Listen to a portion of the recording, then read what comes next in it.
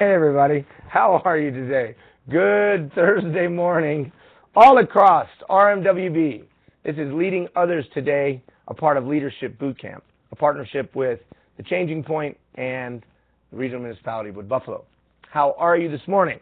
Hopefully you're all set and ready to go. I know that, because I was reading the chat box, a couple of you are having some challenges.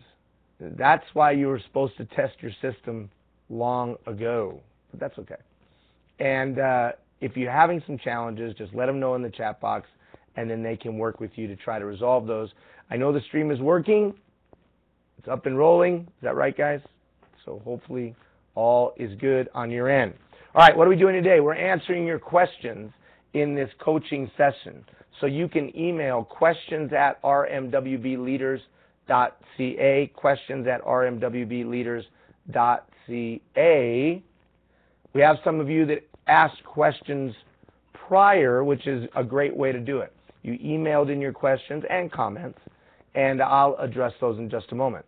So this is the Agent of Change coaching session.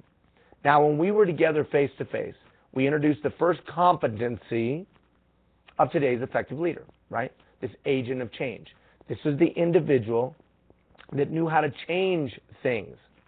And we discussed that it wasn't the capacity to change things through intimidation or change things through fear or change things through barking at somebody. That the agent of change understood that today it's about exerting influence. And that influence was exerted through trusting relationships. And we talked about where trust came from. We talked about being authentic, but that there was a lot of hype around authenticity, that people were actually training authenticity, which seems like ridiculous to me, but it doesn't seem congruent. Let me teach you how to be authentic. That the simplicity of being authentic was just that what I say I am, I do regularly and consistently. And then we talked about some very specific things within that, though. We said that you had to be vocationally competent. And if you weren't vocationally competent, that was okay. Just admit it, but bring some value of some kind to your team. Because if you brought some value of some kind to your team, then you were making a meaningful impact, and they would respect that. And then we had two exercises, right? You had two exercises. Exercise number one, listen like people are going to die at midnight. Remember that, the intangible exercise? You were supposed to listen. I mean, really listen to people. How did that go? Did you listen to your family? That's where you were supposed to start. You were supposed to give them your full attention, your full insight, your full wisdom. All that you had, you were supposed to give them. And you were supposed to listen with your eyes and your ears. You were supposed to listen with your intuition. You were supposed to listen with all you had. And really focus on the person in front of you at any given time. Now, some of you emailed me and said, that was hard, Ian. Yeah, it is hard. Because we're urgency addicted to all the technology, right, around us. We're scattered. We rarely focus and really listen to what people are saying. It's the person who you're talking to and trying to explain something to, and they're typing away on their phone. And then intermittently giving you the yeah, And are they listening? Well, they may be, but they're certainly giving the impression that they're not, because they're looking at something else. So listening, because there's nothing more powerful than a person feeling understood. A person feeling understood. So we want to listen. Deep listen. And then I gave you a tangible exercise. Now, I know some of you sent in questions about the survey, and some of you sent in questions about the coaching material. So we're going to give plenty of time to the coaching, obviously, because I got a lot of questions around the coaching and the flow chart and how to work with poor performance. But before we go into that, I want to talk about those surveys that you sent out. You sent out survey. Hopefully, you sent out the survey. I don't like my shirt.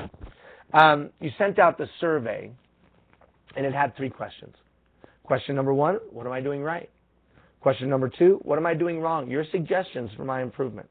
Question number 3, if you could send me back to school, what class would you make me take? Now, we already discussed what the point of the exercise was, right? The point of the exercise was to gain feedback. But deeper and broader than that, the point of the exercise was to proactively build trust. Proactively reach out to people and say to them, help me get better. Now, side note, next week when we meet face to face, we're going to start talking about you picking out the one thing that you're going to get better at. And so this is a nice sequence, isn't it? You've sent out your survey, and now you'll be able to get feedback, and now you can start really be effective in picking out the one thing you want to work on. But set that aside for just a moment.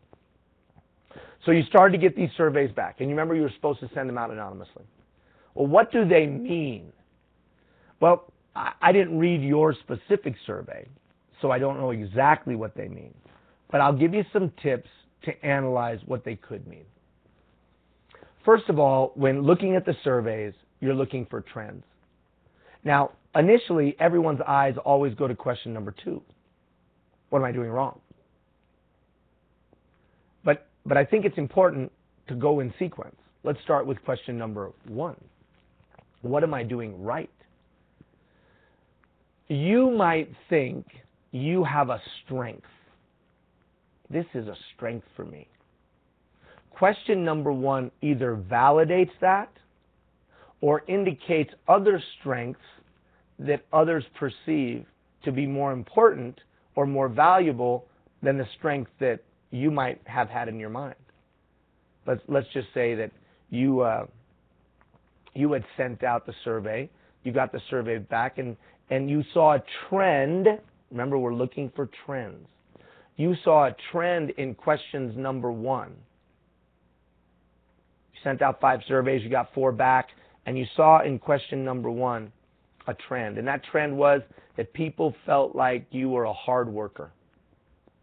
And they all said that, hard worker, hard worker, hard worker, hard worker. Awesome. People perceive me to be a hard worker. That's awesome. But maybe you were saying in your mind, wow, I thought one of my assets was I was a great listener. Now, that doesn't mean just because no one said you were a great listener that you're not. It just said that there were some other characteristics that came to their mind first. So it either is validating the strengths that you believed you possessed and what you'd hoped to bring, or it is pointing out some other attributes that people who you serve or work with find to be of value. It's a nice check. Here's what I say I am, and here's what they perceive me to be good at. Is there congruency there? Is there incongruency? Are you surprised? Now, there can't be any wrong answer to it, right? I mean, there just can't be any wrong answer to it. It's just people's opinion. But again, we're looking for trends. Now, don't be discouraged by one comment, one outlier, one comment that's far afield. What we should, good or bad, somebody's saying that you're the greatest thing since sliced bread. Well, you're probably not the greatest thing since sliced bread. And somebody's saying you're horrible. Well, you're probably not horrible. You're probably neither. You're probably somewhere in between, like me. We're all somewhere in between. So, for me, I'm looking for the trend. And in that first question, I'm validating what I thought to be true about myself, or I'm having pointed out to me some attributes that others find to be of value. And that's important. Because what you think is of value to them that you do, and what they think is of value, the most important is what they think is of value. All right, question number 2, because that's where your eyes always go, right? Your eyes always go. Let me grab a little water here. Got a little frog in my throat this morning. Excuse me. Question number 2. Now, question number 2 can be painful. What am I doing right?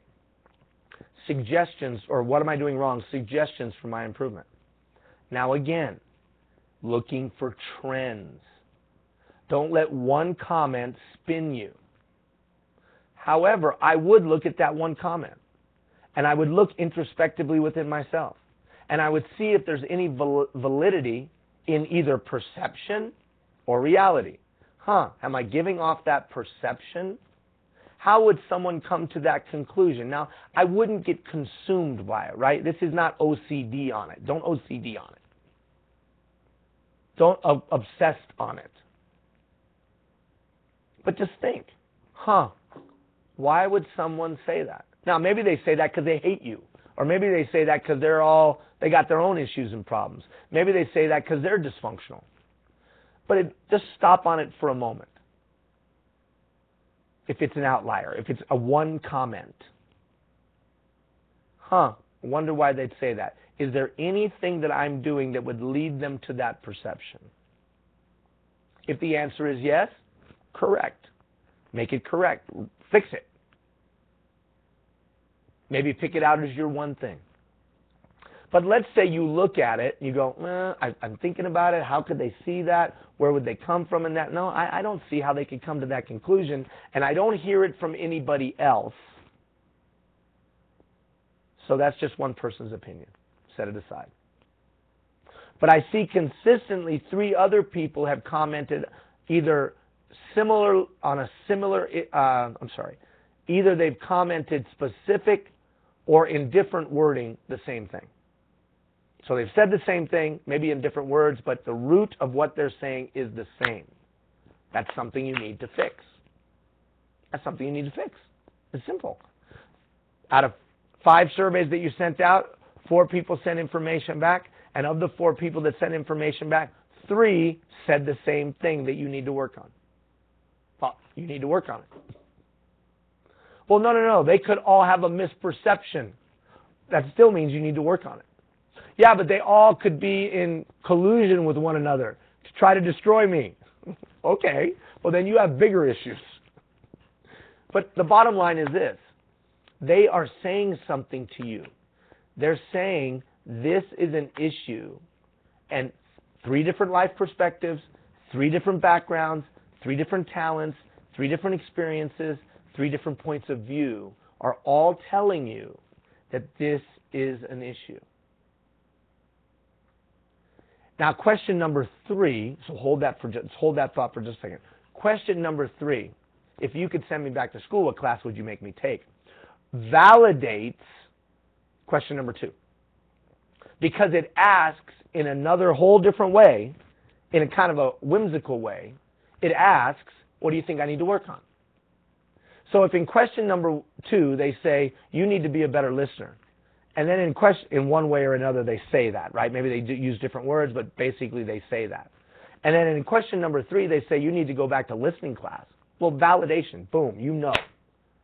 There's no doubt. Well, what if it's different? Well, if it's different, they may be pointing out different things. So I'm looking for the trend. And when I say maybe pointing out different things, you have to look at that in its totality of all the surveys. So we're not freaking out over one comment, good or bad. We're looking for trends. If we see a trend where people are saying just about the same thing, then that sticks out. We're looking to question number 3 to validate that.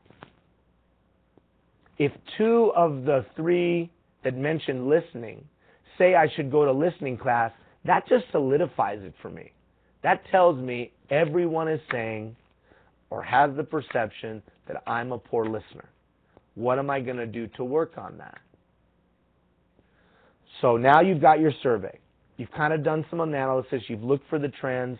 You've thought about the outliers, the one comment here and there. You've thought it through, see if there's any reality or perception to it. If there's reality, make a change. If there's no reality, not even a perception, you don't know how they could come to that conclusion, you throw it to the side. It is what it is. It's not validated by anything else. So I'm moving forward. But what does moving forward look like? Okay, a couple things. And you'll notice how this sequences. If you remember in Ignite the Fire, I gave you a way to change. Right? I gave you a change continuum. First, are you willing to change? So now you see that trend. People have all said I need to be a better listener. Well, am I really willing to change that? Am I taking it seriously? Am I willing to put in the effort? So check yourself. Am I willing? Then go out and get as much education as you possibly can about being an effective listener, some of which you'll get from us. Then understand it, write it, hear it, read it, talk it, think it. And then develop your plan. Now what's interesting is in just a few short days, after we have our face-to-face meeting, I'm going to ask you for your one thing. Remember I told you that was going to happen. I'm going to send you that link the following Monday morning, not this Monday coming, but the following Monday, a link that says pick out your one thing. So it's going to, let's say it's listening. And then you're going to start to build your plan. But between now and then, what can you be doing? Taking 15 minutes a day, going to the University of Google and starting to read about listening. Starting to watch YouTube video on listening. 15 minutes a day, not an hour a day, just 15 minutes a day. So you've gotten the feedback, now begin the change continuum. So that when I ask 2 Mondays from now, what do you want to change? You've already started to think about a plan. Clearly defined outcome with clearly defined action steps with clearly defined timelines that you put on paper. And you give to somebody else. And who's the somebody else? Well, I'm going to be one of the somebody else's because you're going to send out that little link. Or I'm going to send out that little link. You're going to fill it out. Send it back. And then I'll have you'll have a copy and I'll have a copy. And that's how we'll do it, right? Man, I got a throat issue today. And then because we put it on paper, we have accountability. Now, I would encourage you to have other accountability partners besides me. And then for the balance of our time together, we'll do some analysis. I'll check up on you, so on and so forth. But how do you do it with your people? So that's how you're going to change. That's the process. Now, you're going to have to do the hard work. You're going to have to follow your plan. You have to build your plan and then follow your plan. But you're going to do that based on some information that you gathered. And you understood that information. So remember that change continuum sequence. You've gotten feedback now. Now's when you apply that change continuum.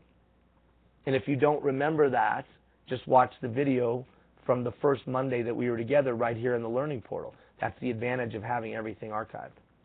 But how do you do it with your people? Well, here's what I would do. Now that the surveys have been gathered, right? You've gathered the surveys. You've taken them all in. I would meet with those people that you took the survey from, that you gathered the survey from.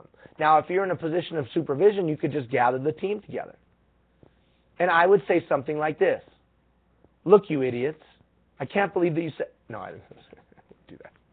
I wouldn't say that. What I'd say is this. Hey, first of all, thank you all for participating, or all of you that participated. I want to get better. I want to improve. And your feedback is invaluable in me doing so. And in reading your feedback, I noticed some things. I noticed that there was a trend that people believed I was strong at blank. And I also noticed that there was a trend that people believed I could improve in blank. And I plan to do so. And then, if it's me, I hand out my plan. Here's how I plan to get better at blank. So you just take that action plan that I'll ask you to turn in with that link. You just take it, print it out, and hand it to them. Here's what I plan to do. So thank you for your feedback. Thank you for telling me what I'm doing right. Thank you for giving me some insight of where I could grow. And I've picked something out, and I'm going to grow. Now think about how powerful that is. Think about a manager that walks up to you and says, give me your opinion. And then 3 weeks later comes back and says, I've heard your opinion, and I plan to grow. And here's my plan for growing. You know what that's called? That's called leadership. That's leading oneself. Now, if you actually follow through on the plan and actually do the plan, people are going to say this. Wow.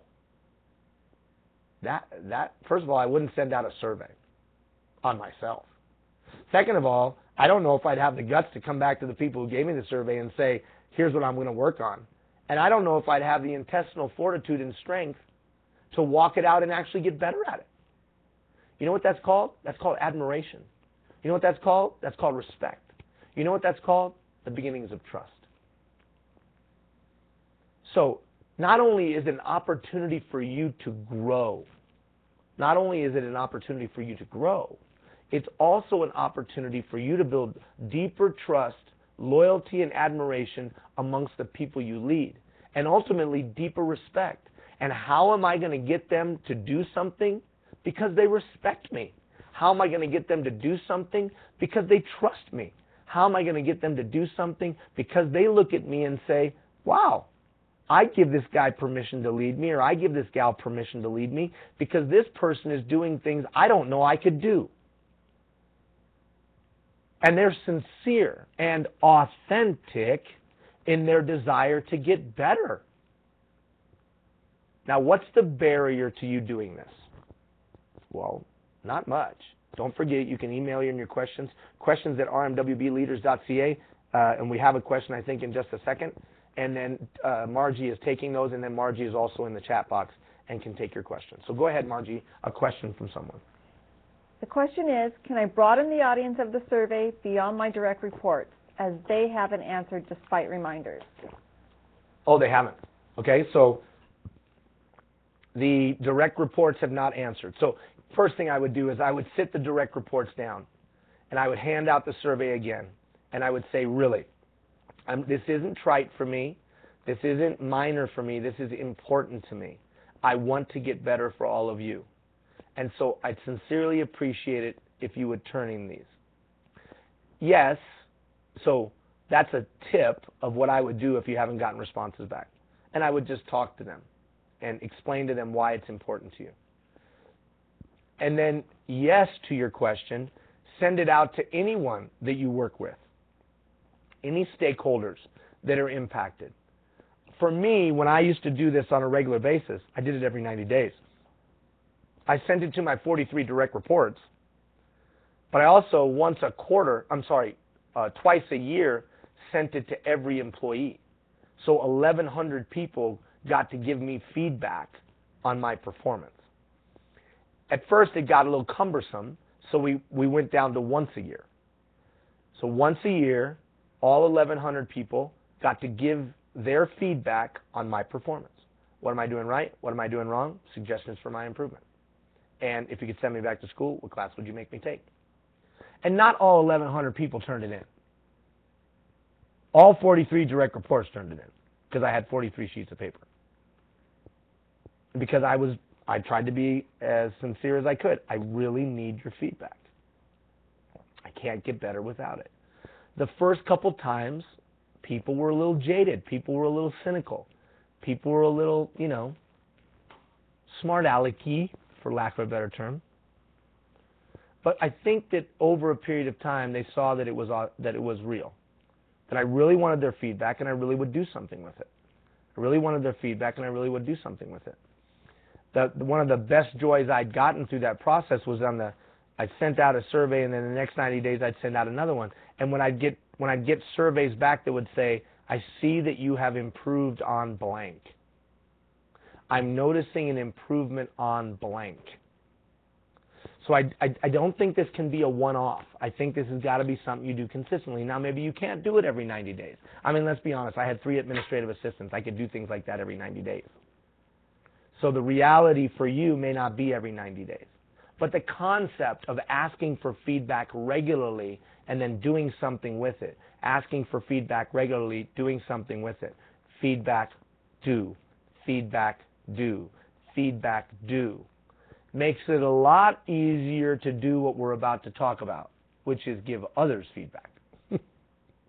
It is a lot easier to walk into somebody and say, let's talk about your performance, when they've had the opportunity consistently and regularly to talk about yours. And they've seen you take their talk and do something productive with it. I have role modeled performance management. And in today's day and age, I think that's a necessary step. I think it is a necessary step to say, sure, give me all the feedback in the world. I'll try to work and get better at it. Now let's talk about yours. That's reasonable. I've role modeled it. I'm doing it first. I'm letting everyone give feedback on me, so it's reasonable for me to give feedback on your performance. Okay. Any other questions, Margie? All right. Don't forget. Questions at, this way. Questions at rmwbleaders.ca, or you can put it in the chat box. Margie is in there. All right. There was some questions that came in before. Questions that came in before. And I'm not going to share names because they were specific employee issues. The first, I'm going to give you the gist of it. The first was, what do I do with employees who just, they're good performers, but they just have a bad attitude? You know, they're just kind of surly. They're cynical. They're grumpy. They've just got a bad attitude, but their work is good. How do I correct that? Because their work is of quality. They do their job, but they're difficult to get along with. They're grumpy. They're cynical. They're jaded. They're crusty. What do I do with that, Ian? Well, I think the flow chart, sound guy hates that. The flow chart is perfect for that. Now, you recall the performance flow chart, right? We walked through that for a number of days. We walked through that a number of days of coaching and using that flow chart. So to the person that asked that question, expectations and training, right? So you're going to sit down and you're going to say to yourself, why is that guy so grumpy? Why is that guy so cynical? Why is that guy so curt and rude to people? Can't have that. Now, what we also can't have is the supervisor that ignores that. We also can't have the supervisor that walks past that. Because as soon as that individual's grumpiness, curtness, whatever, starts to impact and make toxic the environment, I have to address it. Now, listen to the nuance here, and this is my opinion. That guy can be cynical. That guy can be grumpy. That guy can be a curmudgeon. Okay, we all know those kind of people. But down deep inside, they're good, they're warm, they're fuzzy, they're okay. And we all accept, the team accepts their curmudgeonness. Is that a word? The curmudgeonality of their behavior. The team has accepted it. That's the badge they wear. Everybody's good with that. It works. I leave it alone. Right? Remember we talked about being a good doctor. I leave it alone. As long as the team is effective, as long as performance standards are being met, as long as it's not a toxic environment. Now, if he's inappropriate with his language, unacceptable. If he makes disparaging remarks at others, unacceptable. If he is rude or curt to others, unacceptable. But if he's just naturally a curmudgeon and is just kind of has a negative perspective on life, however, he's a good teammate, he performs to standard or above, I might just leave it alone. Well, it's fine. He and I have a good working understanding. He knows what I'll tolerate and he knows what I won't. He doesn't cross the line. I'm good. Leave it alone. As soon as he crosses the line, he makes disparaging comments in meetings. There's a roll of the eyes. There's a flip of the hair if he's a young lady. If he's a young lady. I don't know if that works. As soon as it begins to impact his performance or the culture of the group, of my team, I step in. I step in. And how do I step in? I step in first by doing an analysis. Is it that he doesn't understand the expectations of what is allowable and acceptable in the workplace? Is it that he doesn't have the social skills? He's just kind of goofy and doesn't really know how to deal with people. So he says things that are just off and wrong. He says wrong things at the wrong time. Or is that he's got some malice in his heart and he's really trying to just be mean? I got to evaluate that. Because each one of those will call for a different approach, right? Expectations, tools, and in this case it would be their personal tools within them, and then choice. So I got my handy-dandy little thing here. Handy-dandy. Let's go to this camera over here, see if this is better. Yeah. So you know that it's one of three things, right? That the poor performance is coming from one of three things. One of three things. And each one of those three things calls for different action steps. Let's say he's a younger professional, hasn't been in the workplace very long. Maybe he just doesn't know what's acceptable professional behavior within your team. That would be expectations. So I got to clarify that. How do I do that? Remember, I use the chat. Open-ended questioning, 80% of the listening, 20% of the talking. So if I perceive, well, this kid or this person just doesn't know, then I'm going to clarify that. I'm going to clarify that expectation.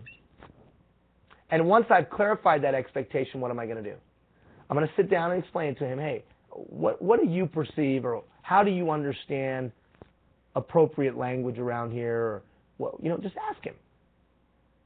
Don't have to be rude, mean, anything. You just ask him. Now remember, if you have thought about communication style a little bit, you understand the kind of communicator they are, at least you have some idea. So you're going to adjust your communication style to meet theirs.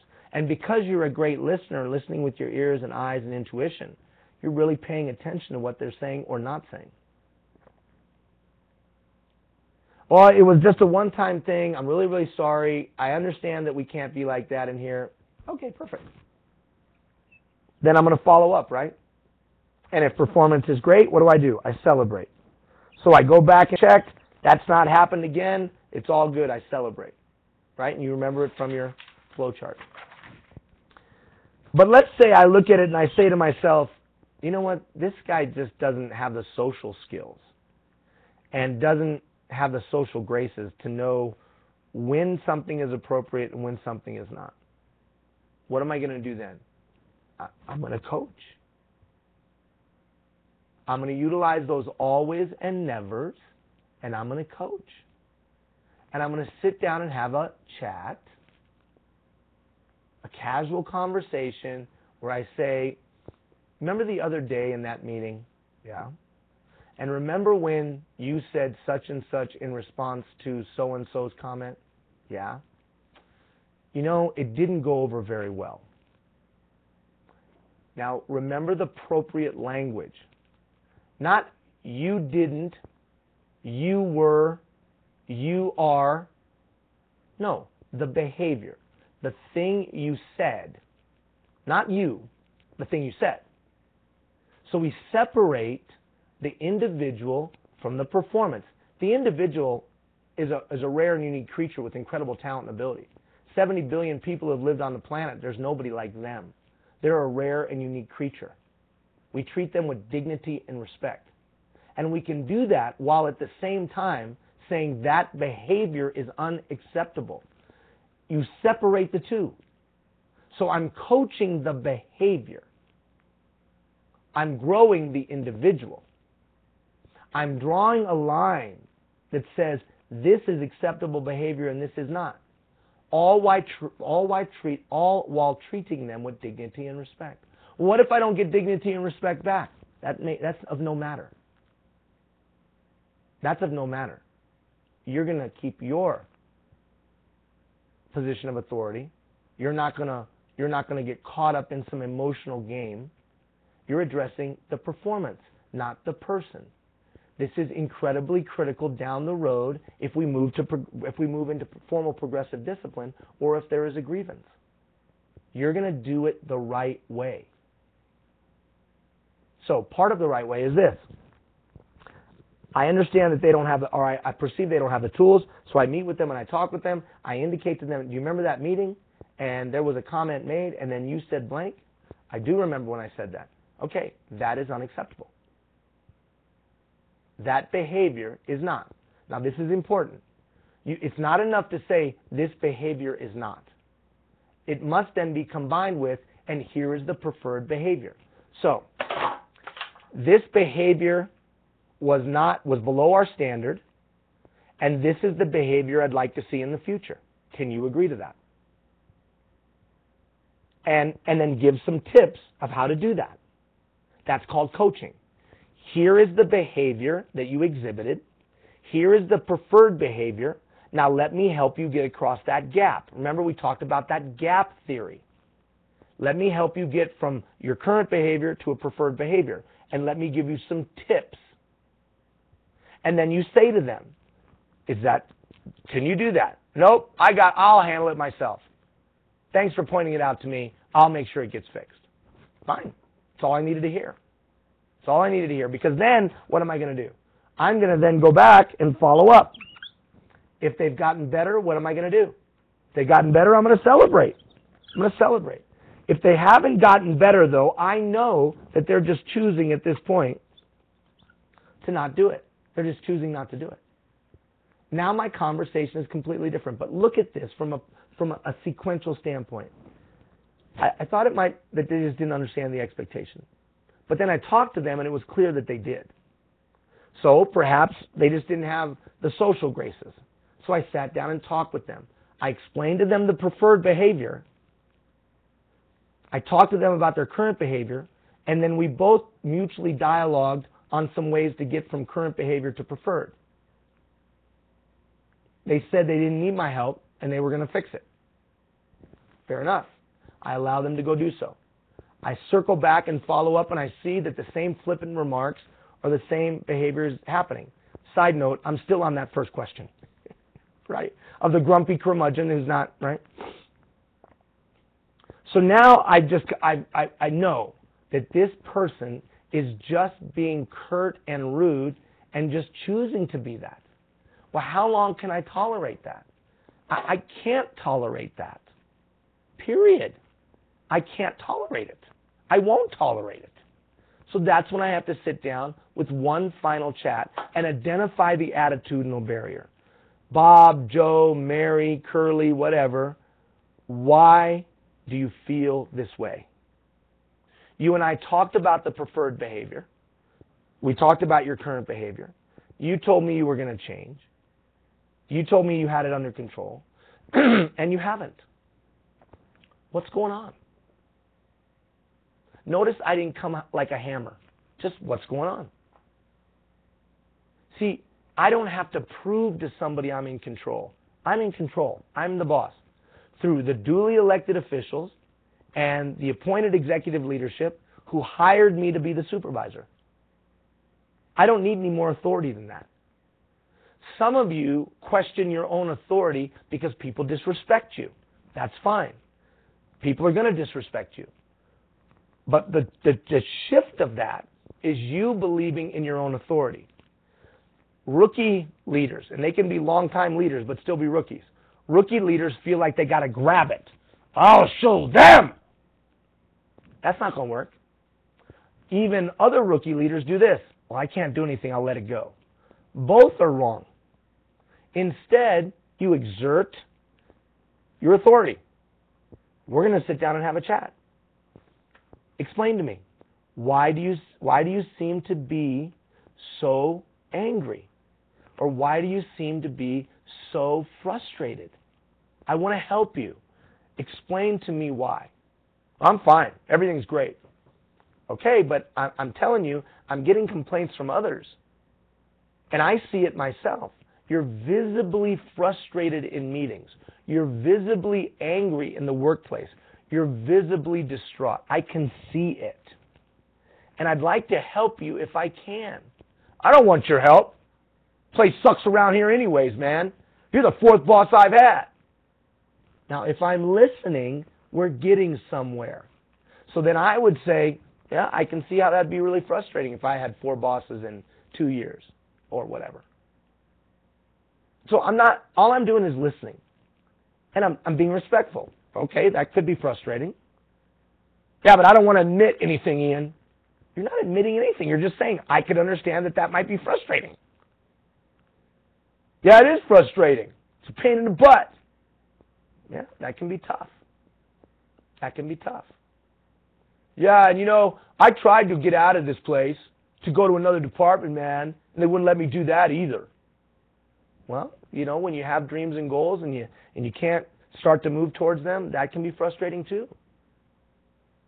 But I'll tell you this, poorly performing is not going to get you to that other department. Because they're going to ask me how you do, and I'm going to tell them not so hot, and that's not going to get you anywhere. So if you really want to go to another department, we got to work together to get there. I'll help you, but you got to help me. No, those might not be the words that you use, but that's the simplicity of it. Am I really listening to the root cause?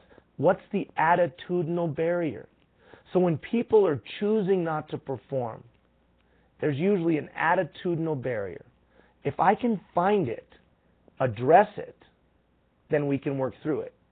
But make no mistake, in that conversation I'm saying, look, Bob, I understand those frustrations, and those are difficult. And I can see why you might come to a place where you'd be angry and distraught. However, comma, right? However, as the leader here, I can't allow your frustration and anger to be spilling out to everyone else. So you and I are going to have to work through a plan. Well, there's nothing you can do. I'm stuck here. Okay, so then you got a choice. You can either choose to deal with the fact that you're stuck here, or we can choose to begin progressive discipline. Because the one thing we can't have is that you go back and continue this behavior. That we can't have. So let's you and I come up with a plan to turn this around. And that's when I, again, with the preferred behavior, their current behavior, and a plan across. And then I would attach a timeline, a time frame for that improvement to occur. A week, a month, a year, whatever. Immediate. So, I'm empathetic. I get it. Sure, I'm trying to understand it. And remember, nothing more powerful than if that person looks at me and says, you know, I really think you understand me, Ian. And we might go a few minutes long, okay? So, but if I can get them to a place where they feel like I understand them, then they're willing to walk it out with me. Then they diffuse. It's like, you ever been in a customer service situation and you're just nose is out of joint about how poor the service was, and then you talk to somebody who you go, this person really gets it. And you go, because finally somebody gets it. Well, you're trying to do the same thing with this employee who's performing poorly, because that's a basis to now coach them and grow them. But make no mistake, this is clear. I can't accept this behavior. I'll work with you, can't accept the behavior. So what are we going to do to change? Here's the preferred behavior. How are we getting from here to there? And then be clear with them. What is the role that you want me to play? How do you see me fitting in? What is it you want me to do? Now don't forget, you can ask your questions here. What is it you want me to do as a supervisor? Say that to them. I don't want you to do anything. Well, you know, maybe if we could meet once a week. All right, I can give you once a week, 15, 20 minutes of my time, sure. Or whatever it might be. So you clearly define the preferred behavior. You clearly define the current unacceptable behavior. You clearly define the action steps they're going to take. And you clearly define the timelines. Sound familiar to the change continuum? And then that's it. You circle back and check. What if they don't get better? Progressive discipline. You go straight into progressive discipline, knowing that you've done all you possibly could to avoid it. Knowing that you've done all that you possibly could to avoid it. So, to that person who asked that question about the curmudgeon, first you've got to clarify, is it toxic? If it's toxic, it must be addressed in the format that I just articulated. If it's not toxic, then work with it. Work with it. You got, is it a hill you really want to fight? All right, there was another question that came in, and we're going to go a few minutes over. There was a question that came in that basically was a comment and then kind of a question.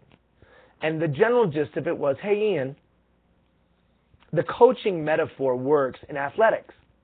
Because in athletics, you have people coming to you that want to do the sport. And they're motivated, and they have a desire, and they have dreams, and they have goals. And they want to do things. And so it's a lot easier to use the coaching metaphor in that environment. It's not so easy when you have grumpy people or people that don't really do the job. really want to do the job, or people that are trading time for money, or people that have problems in their life. It's not as clean. It's not as easy. I don't know if the coaching metaphor fits. What are your thoughts? My thoughts are, you've never coached. That was flippant. I'm sorry. My thoughts are that I think that you may not be clear on what coaching is. Here's the performance standard. And my job is to make sure that people are performing at the standard. So a person doesn't have a choice. See, that's the thing that maybe I'm not being very clear on. They don't have a choice. They're getting paid to perform to standard. Yeah, but sometimes they don't. That's your fault. Remember, the 3 reasons why employees don't perform always boil back to the supervisor. If an employee is choosing not to do their job, what are you doing about it? Yeah, but they just give me grief. Then do what I just told you to do. And if they continue to give you grief, coach them out by following the progressive discipline. There is nowhere in any third-party agreement that somebody gets to do a bad job, or that somebody gets to be rude, or that somebody gets to be mean. So establish your position of authority and say, I like you as a person because I like every person, but I can't tolerate that behavior, and I can't tolerate poor performance. And then the coaching part is a style. Yeah, but Ian, those athletes come wanting to win. I've got people coming just going through the motions. If they're just going through the motions and their performance is below standard, you must address it. Now, let's be clear. What if their performance is to standard and you just don't like their attitude? Or their performance is to standard and you don't like their style? See, it's an objective evaluation, not subjective. It can't be you feel. It's got to be objective. Here's the performance standard and here's their performance. Then you coach that in the ways that I've described. Here's their performance standard, here's their performance. I just don't like their attitude. Is their attitude toxic and causing problems amongst others? No, they're just kind of grumpy. Well, if everybody can deal with their grumpiness and everything's good to go, you might coach them in the sense of saying, hey, why are you grumpy? Is there something you're frustrated with? So on and so forth. But I'm going to have a hard time telling someone they need to improve their performance if their performance is to standard and if their behavior or attitude is not toxic to others. Then I just got a deal. Because all I care about is this, performance. I care about performance. I don't care about their sexual orientation. I don't care about what country they came from. I don't care how they talk. I don't care what they eat. I don't care what they look like. I care about performance. If you perform, you're golden in my mind. And perform means you treat other people with dignity and respect. You're a good team player that pitches in and helps others. And the vocational side of your task you do. Do you have a question for me, Margie? Yes. Go. If an employee is not doing their job and the supervisor is not addressing it for whatever reason, would that not be a performance issue for the supervisor? I would think so. Absolutely. 3 reasons why employees don't perform all boil back to the supervisor. If the supervisor is not addressing poor performance, that's the #1 way to create a toxic team environment. As soon as we walk past poor performance, we just established the new standard. Write that down. The minute we walk past poor performance, that's the new standard. Period. It's a goofy example. But let's just say that one of the performance standards is that somebody has to be clean shaven. It's a goofy example, but just follow me on it. Somebody has to be clean shaven. And I walk by a guy that's got, not only a little shadow, but he's like hasn't shaved in 2 days. As soon as I walk past that, and don't call him aside and say, performance standard, got to be clean shaven. Maybe you didn't have a razor, maybe you didn't have this, maybe you didn't have that. No worries, just do me a favor. Moving forward, the standard is clean shaven. You've reinforced the standard, right? If I don't do that, I guarantee you within 2 days you'll have 5 other guys with And then before you know it, you'll have full beards. It's just absolutely. Because as soon as I establish that poor performance I'm not going to address, then everyone's going to start performing to that level. When you'd look over and go, why the hell am I busting my ass? Why am I killing myself every day when that guy gets away with it? That's why we have to have an approach to coaching poor performance, we have to have an approach to address poor performance. I recommend the coaching approach. Now back to this question and comment around, well, coaching only works in an athletic metaphor because the ground is more fertile, right? He's making the case that those team members or employees, metaphorically, that they're more fertile ground because they're coming with a desire to participate in the athletic endeavor. Whereas in the workplace, they may just be trading time for money. They may not like being there, all kinds of different personalities and issues. I still think the principles and concepts hold true. In athletics, there's a performance standard that must be met. In the workplace, there's a performance standard that must be met. And coaching is an approach. It is a technique. So what it really boils down to is I'm going to address performance, celebrate it when it's great, address it when it's poor. And when it's poor, I'm going to walk them through the flow chart. Because I know that there's only a few reasons why employees don't perform. And then I'm going to be a good doctor addressing, I think it's expectations. Let me go clarify the expectations. Check for understanding. Well, it's not expectations. The performance continues to be poor. Okay, maybe I didn't train them properly. Let me retrain them. Check for understanding. It continues to poorly perform. Then it can only be one thing. They're choosing not to. I'm going to make it very clear they don't have a choice. But I'm going to do it with dignity and respect, really listening to the attitudinal barrier. When I hear the attitudinal barrier, I'm going to tell them what the preferred performance is. I'm going to tell them where their performance is now. I'm not going to tell them they're bad. I'm just addressing performance. And I'm only speaking in facts. Well, I think you intended to. Scrap that. Who are you, Dr. Phil, to tell them what they intended to? What are you, a clairvoyant? Don't do that. Just address the fact. The fact is you were late. And the fact is you've been late 12 times. That's a fact.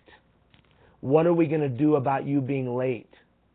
I explained to you the expectation. I even gave you some tools and ideas, and we even adjusted your schedule, and you're still late. Now we have to address it. Tell me how you plan to do it. So here's the preferred behavior. Here you are right now. So give me some ideas of what you're going to do to change. Let's establish a time frame. What do you want my role to be? I don't want your role to be anything. I want your role to be help. Fine. But we're going to leave that meeting, that final meeting, clear that if the performance were to continue, we're going to begin progressive discipline, formal progressive discipline. Remember, this is an approach to utilize before you get into formal progressive discipline. Last thought, then we got to go because I'm 10 minutes long. Maybe we should move these back to an hour. I don't know. The other beauty of a sequential approach like this is that your bases are covered. If it ever was grieved, you're not going to get yourself in a challenge. You read those always and nevers, and you instill them on your brain. I mean, read them so often that they're just stuck in your brain, and you follow this chart, you will not get yourself in a problem. And you'll also address performance issues. And that's the key. So if you're worried about, I don't want to cause a problem, and then a grievance a year from now, and have an approach that's sequential in nature, that you do consistently.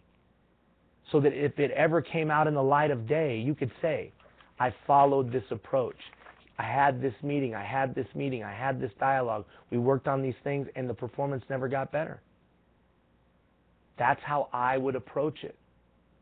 So not only do I think it's effective and efficient, I also think it's bulletproof, frankly.